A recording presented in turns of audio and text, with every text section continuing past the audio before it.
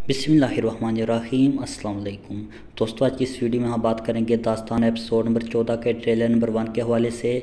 आज के हमारे मौज़ूआत कुछ यूँ रहेंगे। क्या काया की मौत होगी?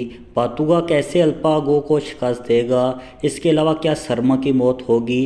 बातुगा कैसे अलवेजा खातून की गद्दारी सामने लाएगा? इसके अलावा हम साल तक के हवाले से डिस्कस करेंगे।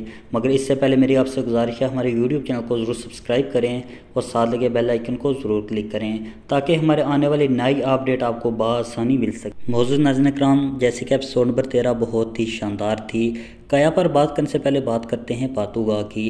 जैसे कि ट्रेलर नंबर 14 में हमने देखा, इक्कीस साल तक और बातुगा ने मिलकर अल्पागो को शिकस्त दे ही दी है। जिस तरह उन्होंने अल्पागो के लिए जाल बिछाया था और इसके तमाम तर सिपाही मौत के मुंह में चले जाएंगे। अगर बात करें शर्मा की, तो शर्मा की मौत अब भी नहीं होगी।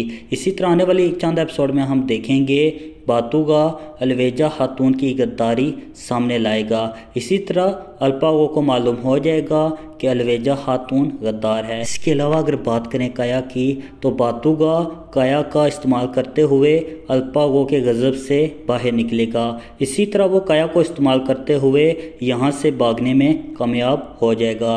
अगर बात करें साल्तक की, तो यकीनी तौर पर साल्तक ने वफादारी की है। आपको साल्तक की वफादारी कैसे लगी और आप इसकी बहादुरी को कितने नंबर देंगे, कमेंट सेक्शन में ज़रूर बताइएगा। वीडियो अच्छी लगे इसे लाइक करने के साथ चैनल को सब्सक्राइब ज़रूर करें। दास्तान एपिसोड नंबर 14 के हवाले से आप कोई भी सवाल पूछना चाहें, कमेंट सेक्शन में अपनी राय का इजहार ज़रूर कर सकते हैं। इंशाल्लाह मिलते हैं अपनी नेक्स्ट वीडियो में, तब तक के लिए अल्लाह हाफ़िज़।